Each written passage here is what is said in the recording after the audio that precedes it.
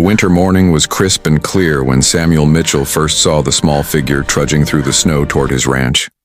At 62, Samuel had lived alone on his sprawling Montana property for the better part of a decade, ever since his wife Martha had passed. The sight of anyone approaching his remote homestead was unusual enough to draw him to the front porch, coffee cup in hand. As the figure drew closer, Samuel could see it was a young woman, probably no more than 30, carrying what appeared to be a heavy bundle. Her movements were labored, and even from a distance he could sense her exhaustion. Something about her determined but desperate progress through the deep snow stirred his protective instincts. When she finally reached his fence line, Samuel could see her more clearly. Her name was Anna, though he would not learn that until later. She was thin, clearly undernourished, and her clothes were inadequate for the harsh Montana winter. But what struck him most were her eyes, filled with a fierce protectiveness as she clutched her bundle close to her chest. "Ma'am," Samuel called out, setting down his coffee and walking toward her. "You look like you could use some help." Anna stopped, her body swaying slightly from exhaustion. She looked at Samuel with the wariness of someone who had learned to be cautious of strangers, but also with the desperate hope of someone who had few options left.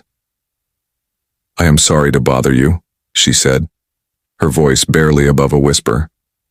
"I was hoping. My car broke down about 5 miles back.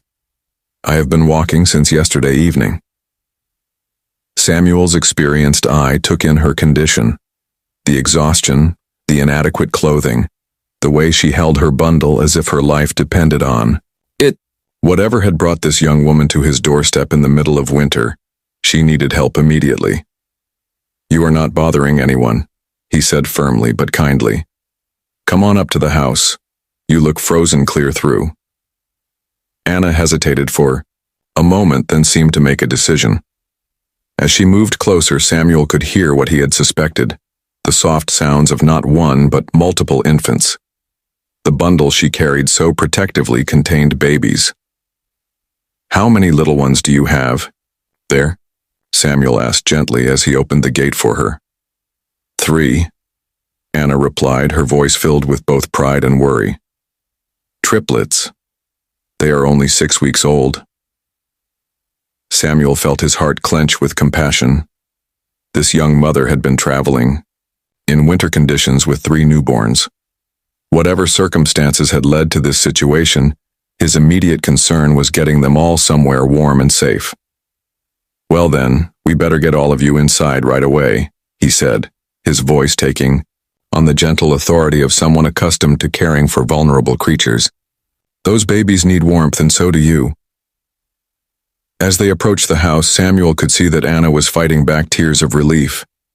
The sight of his well-maintained home, with smoke curling from the chimney and golden light glowing from the windows, must have seemed like a haven after her ordeal. Inside, Samuel quickly stoked the fire and helped Anna settle into his most comfortable chair near the hearth. As she unwrapped her precious bundle, 3 tiny faces appeared, 2 girls and a boy, all remarkably healthy despite their circumstances. "They are beautiful," Samuel said with genuine admiration, "and clearly well cared for. You have been doing an excellent job as their mother." Anna's composure finally cracked and tears began to flow freely. "I have been trying so hard to keep them safe and healthy, but everything fell apart and I did not know where else to go." Over the next hour, as Samuel prepared warm soup and made formula for the babies, Anna's story emerged in fragments.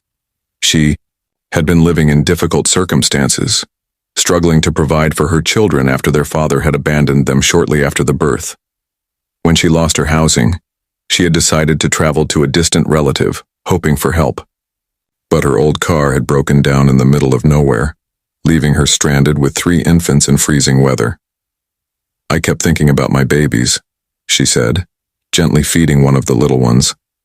"I could handle being cold and hungry, but they needed to be safe and warm. When I saw your light in the distance, it felt like a miracle." Samuel watched this brave young woman caring for her children with such tenderness despite her own exhaustion and fear. He thought of his own Martha, how she had always wanted children but had never been blessed with them. He thought of the empty bedrooms in his house, the silence that had filled his days for so many years. "Anna," he said quietly, "I want you to know that you and your babies are welcome to stay here as long as you need. I have plenty of room, and frankly, this old house could use the sound of children."